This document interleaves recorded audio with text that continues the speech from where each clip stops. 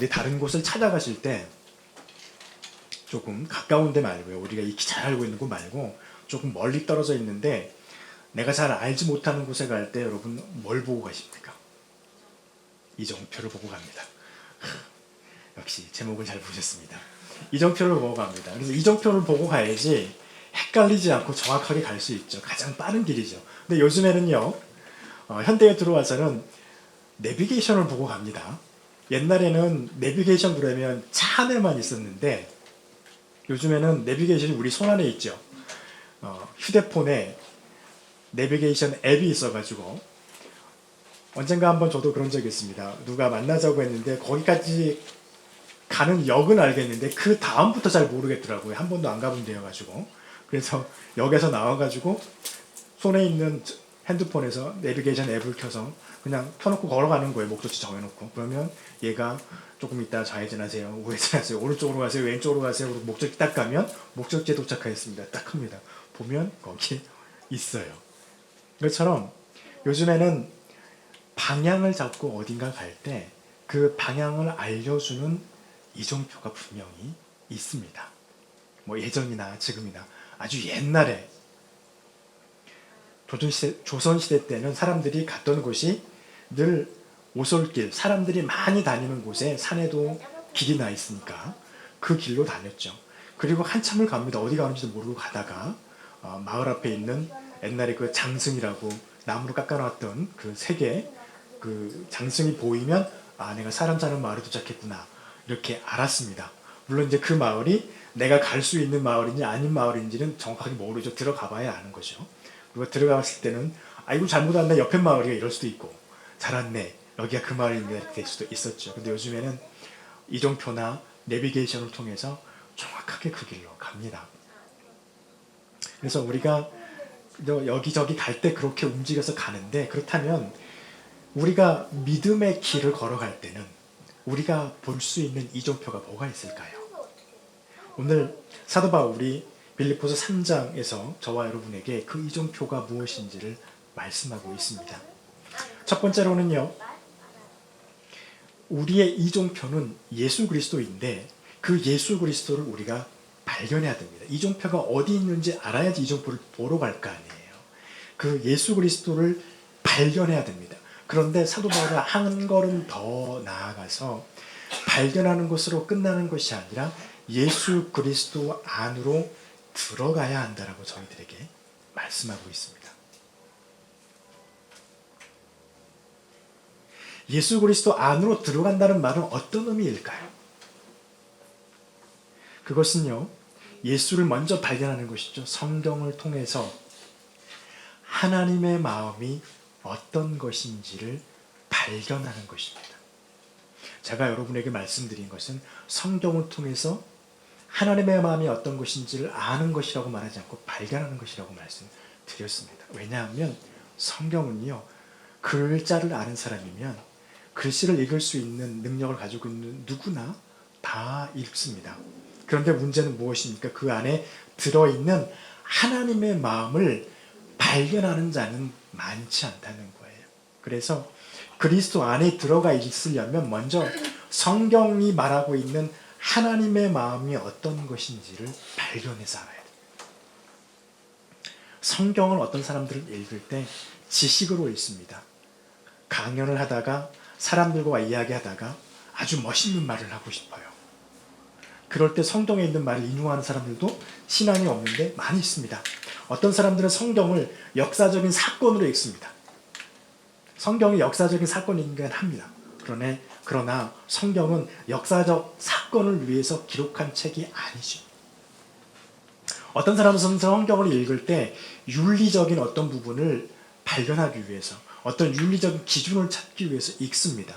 맞습니다. 성경 안에는 윤리적인 것과 도덕적인 기준들이 무수히 기록되어 있습니다. 심지어는 우리가 지킬 수도 없는 기준들이 기록되어져 있습니다. 그럼에도 불구하고 성경은 지식을 위해서, 역사적인 사건을 위해서, 어떤 윤리적인 도덕과 강령을 위해서 기록된 책이 아니라는 거예요. 성경은 창조자이신 하나님이 피조물인 인간을 향해서 기록하신 하나님의 마음이 담겨 있는 책이라는 것입니다. 그것이 목적입니다. 그래서 성경을 단 한마디로 말한다면 하나님의 사랑이라고 표현하죠. 그 사랑을 조금 더 풀어서 말한다면 그리스도를 믿고 얻는 구원입니다. 그것이 성경이 인간을 향해서 하나님의 마음을 기록하고 있는 가장 중요한 키포인트입니다. 이것을 알아야만 됩니다. 그래서 그 하나님의 마음을 알았을 때 우리 인간들이 느끼는 어떤 감정은 어떤 것이냐면요. 감히 내가 그 하나님의 마음을 받아들일 수 있는가라는 의문을 갖게 됩니다. 왜냐하면 우리들의 모습과 우리들의 그런 처해 있는 상황이 그 하나님의 마음을 받아들이기에 너무나도 부적합하다고 생각하는 것이죠. 예를 들면 하나님을 예배하라 했는데 나의 모습은 그렇지 않은 것 같거든요. 하나님은 5계명부터 시작해서 10계명까지 내 이웃을 내 몸과 같이 사랑하라고 말씀하셨는데 나는 그렇게 사랑한 적이 별로 없는 것 같거든요. 그러한 하나님의 명령을 성경을 통해서 읽었는데 나는 그렇지 않은 삶을 살고 있거든요. 내 마음은 그런 기준에 부합하지 않는다고 생각되니 내가 무척 초라하고 하나님 앞에 설 수 없는 자라고 하는 그런 죄책감이 듭니다. 그런데 하나님은 그러한 처지와 그 사람의 마음을 알지만 그것에 하나님은 결코 개의치 않으신 하나님이시라고 하는 것입니다. 다만 하나님이 원하시는 것은요. 하나님께서 우리에게 허락해 주신 방법으로 하나님을 인정하면 그것으로 족하게 여기신다는 것입니다. 그래서 우리가 하나님의 이름을 부르고 저와 여러분이 하나님의 이름을 부릅니다. 때로는 우리가 하나님을 하나님이라고 부르죠. 아버지라고 부르죠. 그리고 야훼 하나님이라고 부르기도 하고 엘로힘이라고 부르기도 하고 샬롬의 여호와라고 부르기도 합니다. 그리고 그 이름을 부르고 주님 앞에 나갑니다. 그리고 하나님의 말씀에 비해서 반대하고 살았던 우리의 삶과 우리의 생각을 돌이켜서 하나님을 바라보지 않고 있던 우리의 시선을 하나님 쪽으로 바라보는 것, 그것이 하나님 방법이죠. 그 방법으로 돌아서는 것을 하나님께서는 원하고 바라고 계신다는 것입니다. 그렇게 돌아섰을 때 우리는 예수 그리스도를 발견할 수 있는 믿음의 눈을 갖게 됩니다.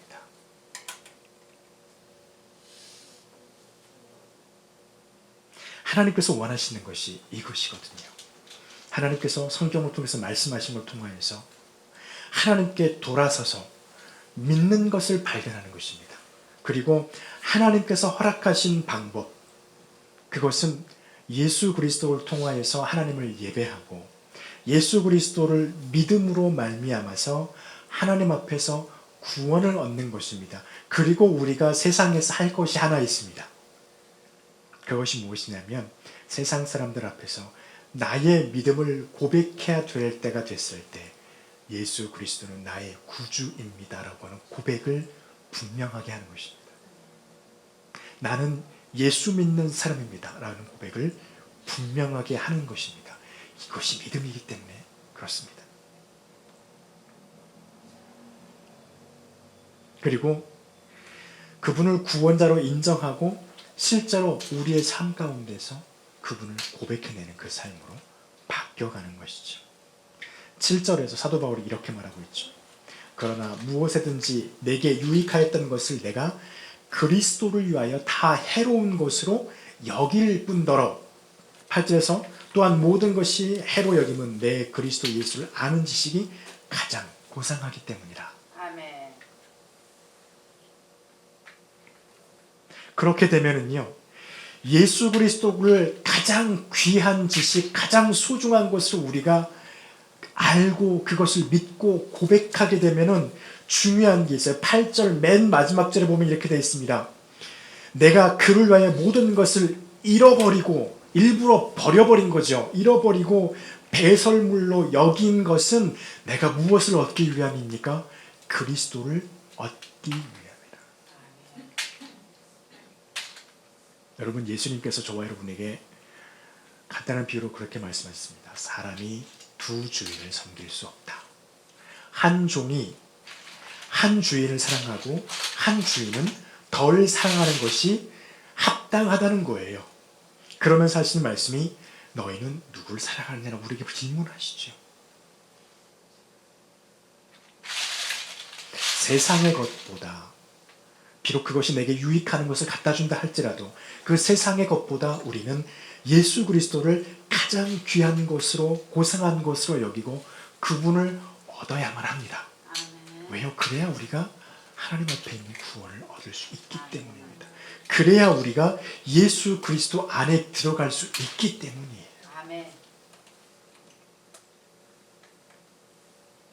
그러나 여기에는 인간이 할 수 없죠.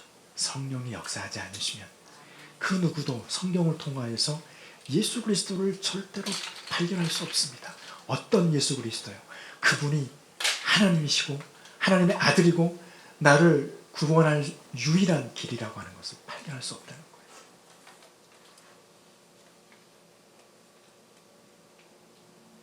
그래서 요한복음 16장 13절 상반절에서 이렇게 말씀하시죠. 성령이 오시면 그것을 너희에게 깨닫게 하시리라. 우리의 이종표는 예수 그리스도입니다. 그런데 이종표를 우리는 눈으로 보는 것이 아니라 우리는 그 속으로 들어가야만 합니다. 그 은혜가 저와 여러분 가운데 있기를 간절히 축원합니다. 그리고 이 이종표를 따라가다 보면은요, 우리가 예수 안에서 들어가 있다 보면 우리는 그리스도 안에서 발견되어지게 되어 있습니다. 이것이 이정표 안에 들어가 있을 때 하나님은 우리에게 주시는 것입니다. 조금 말이 이상하지요? 우리가 믿음의 눈으로 예수 그리스도를 발견하고 하나님 앞에 섰을 때, 또 예수 그리스도 안에 들어가 있을 때 우리를 바라보시는 분이 한 분이 계십니다. 그분이 하나님이십니다. 하나님이 우리를 발견해 주십니다. 이 발견에서는요, 우리가 생각하는 것들이 있습니다. 가끔 인간이 적극적으로 노력했을 때, 적극적으로 노력하고 적극적으로 나를 어필하고 적극적으로 내가 하나님 나 여기 있다고 손들고 춤을 추고 거기서 조금 우스꽝스러운 표현이지만 오두방정을 떨어야지 하나님 나를 바라본다라고 생각하고 열심히 오두방정을 떠는 사람들이 있습니다. 역사적으로 있었어요. 지금도 있을 수 있어요. 그들이 누구입니까? 바리새인이요 유대인들이고 대제사장들이고 율법주의자들입니다. 그들은요, 율법을 지키는 그 의를 열심히 만들어서 자기들이 율법을 잘 지켰다고 하는 것을 가지고 하나님 앞에 나아가죠. 예수님께서 기도의 예를 들을 때 그런 예를 들으셨습니다. 한 바리새인이 성전에 기도하는 곳 맨 앞자리에 가서 하나님 나는 율법을 다 지켰습니다. 그러니 나는 저 뒤에 있는 저 세리 죄인에 비하면 의인입니다. 나는 하나님 앞에 의로운 사람입니다라고 의기양양하게 기도했다는 것입니다.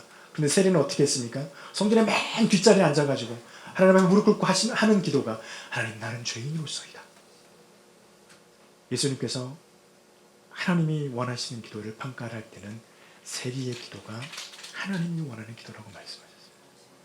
이것은 무엇입니까? 인간이 아무리 노력해도 하나님께서 원하시는 의라고 하는 것은 절대로 만들어질 수 없다는 겁니다. 왜냐하면 인간의 본성이 이미 타락되어져 버렸기 때문에 타락되어진 본성으로 아무리 하나님의 의를 이루려고 하더라도 그 의를 절대로 이룰 수 없다는 것이죠. 단적인 예로 예수님께서 말씀하신 것을 저와 여러분이 들어본다면 우리가 쉽게 하는 것이죠. 남을 판단하고 남을 비판하는 것. 너무나 쉽게 합니다. 그런데 예수님께서 말씀하시기를 네가 그렇게 판단하고 싶다면 네 눈 속에 들어있는 대들보부터 빼내고 형제와 자매의 눈에 있는 티끌을 보아라. 내 눈에 있는 대들보는 보이기가 어렵고 내 눈을 빼기도 힘듭니다. 그러니 하시는 말씀이 판단하지 말아라 말씀하셨죠. 이거 하나라도 우리는 이루기가 너무 어렵습니다. 베드로가 예수님께 여쭤봅니다. 선생님, 내 친구가 나에게 7번 잘못하면 7번 용서하면 되겠습니까? 라고 했을 때 예수님의 대답은요, 70번씩 7번이라도 용서해라. 어떤 사람은 계산하면 77을 49, 490번 용서하면 되겠네요. 490번 용서하면 그 사람은 성인이에요. 우리는 단 한 번이라도 용서하기가 어렵죠. 힘들어요. 그래서 사람들이 제일 좋아하는 성경 구절, 이에는 이기면 없나. 나를 때리면 나도 때린다. 그 말씀을 좋아합니다. 제일 싫어하는 말씀, 이 말씀이에요. 70번씩 7번이라도 용서해요. 싫어요. 용서하고 싶지 않거든요. 이걸로 보면 우리가 아무리 발버둥 쳐도 하나님의 말씀을 이룰 수가 없는 거예요. 저와 여러분, 하나님의 말씀, 예수님께서 풀어주신 그 하나님의 말씀을 다 알고 있지만 그걸 단 하나라도 지키는 사람이 있습니까? 없어요. 성경을 많이 알고 그것을 풀어서 수많이 설교하는 목사들이라 할지라도 그것을 하나씩 지켜내는 게 쉽습니까? 어려워요. 넘어지고 쓰러지고 자빠지고 또 일어서가지고 지켜보겠다고 마음을 다지고 또 서도 또 넘어지고 자빠지고 뒤집어져요. 또 좌절하고 실망하고 또 일어섭니다. 그래서 말합니다. 우리는 하나님으로부터 난 믿음의 의를 붙잡지 않으면 하나님 앞에서 발견될 수가 없는 것입니다. 그래서 우리에게 필요한 것이 예수 그리스도 안에 들어가 있는 것입니다.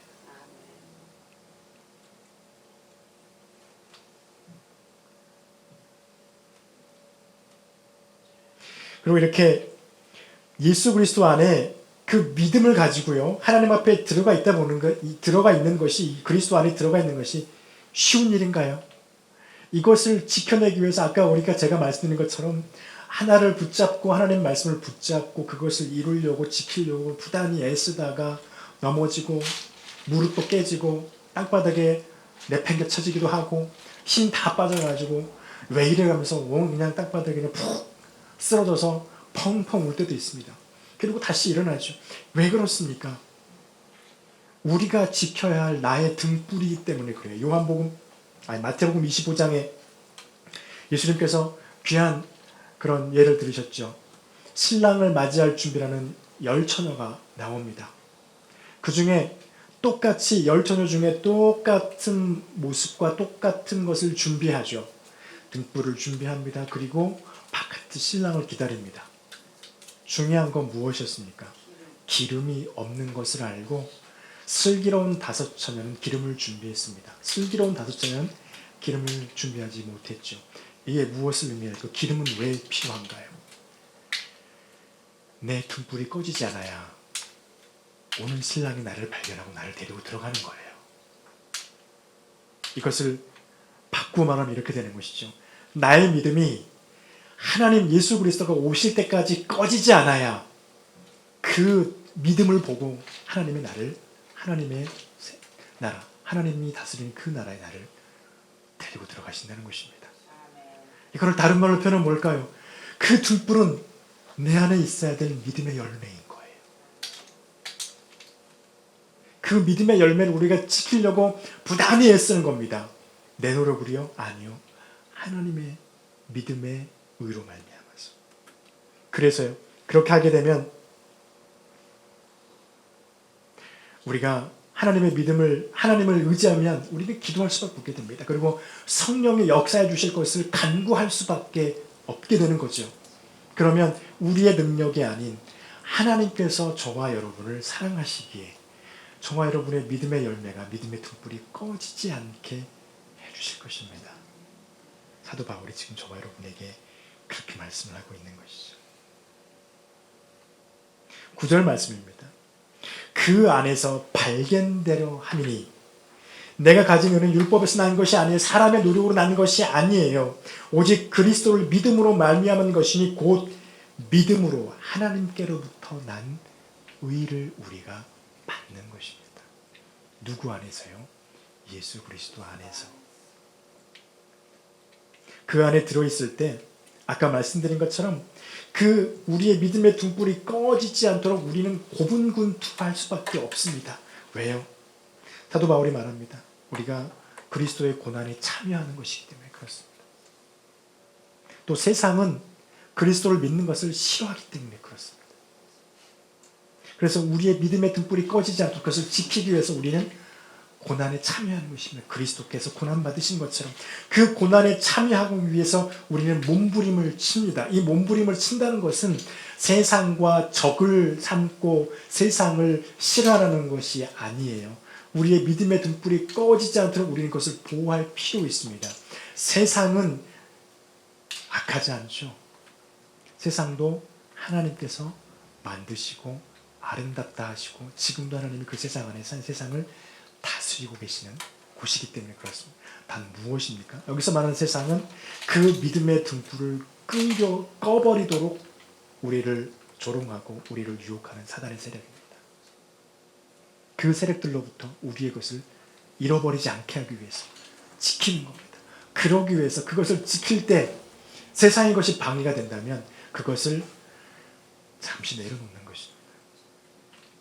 그것을 내려놓는다고 해서 하나님이 그것을 아예 우리의 삶에서부터 제외시키는 것이 아니기 때문이죠. 그리고 그렇게 있다면 하나님 우리에게 주님께서 십자가에 못 박히시고 부활하신 것과 같은 그 부활의 권능을 우리에게 허락해 주실 것입니다. 심판을 위한 부활이 아니라 생명을 위한 부활로 요한복음 5장 29절에서 말씀하시는 것처럼 생명을 위한 부활로 저 여러분은 우리가 그리스도 안에서 하나님의 눈에 발견이 되어야 될 것입니다. 사도 바울도 말하죠. 12절에 보면은요. 내가 이미 얻었다 함도 아니요 온전히 이루었다 함도 아니라 오직 내가 그리스도 예수께 잡힌 바 된 그것을 잡으려고 달려가노라. 이 말은 무엇일까요? 아까 말씀드린 것입니다.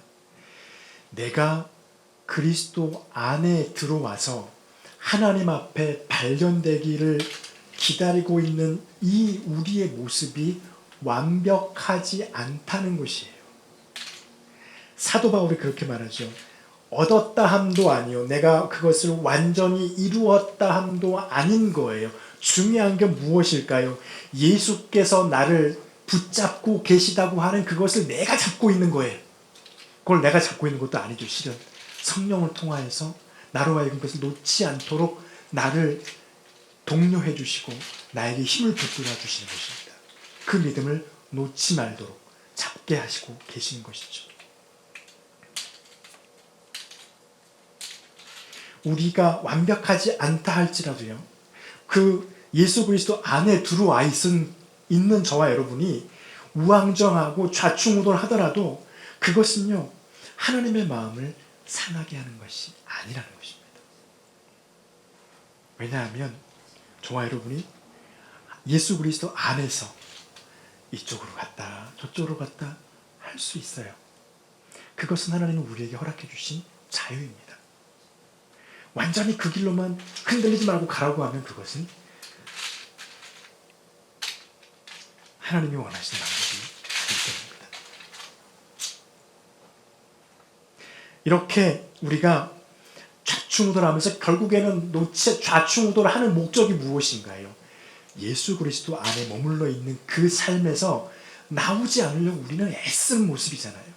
그 애쓰는 모습은 하나님 보시기에 선하고 아름다운 것입니다. 세상이 보기에는 멍청하고 미련한 것일 수 있지만 하나님 보시기에는 그 모습은 선하고 아름다운 것이에요. 좋은 것이에요. 그래서 하나님은 그것을 오히려 기뻐하십니다. 그 이유는요. 예수께 잡힌 바 된 것을 잡으려고 하기 때문에 그렇습니다. 이렇게 우리가 우리의 방향을 성경이 보여주는 이정표대로 예수 그리스도 안에 들어가 있는 그곳으로 나아가야 합니다. 그리고 중요한 것은요. 지금 내가 있는 나의 믿음의 위치에서 앞을 보고 나아가야 한다는 것입니다. 14절 말씀에 이렇게 말씀하십니다. 표대를 향하여 그리스도 예수 안에서 하나님이 위로부터 부르신 부름의 상을 위하여 달려갑니다. 그 달려감의 시작점은요. 16절에 있습니다. 오직 우리가 어디까지 이르렀든지 내가 이르러 있던 그곳에서 그대로 행할 것이라. 여러분 하나님의 말씀이 들려주십니까? 그러면 지금 여러분이 하나님의 말씀을 듣고 있는 그 믿음의 그 자리에서 하나님의 말씀을 붙잡고 그리스도 안에 머물러 계십시오. 여러분의 등불이 꺼지지 않도록 지키십시오.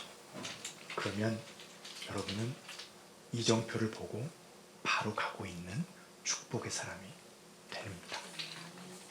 이 하나님의 은혜를 저와 여러분이 받아들이는 귀한 역사가 있기를 축복합니다. 기도하겠습니다.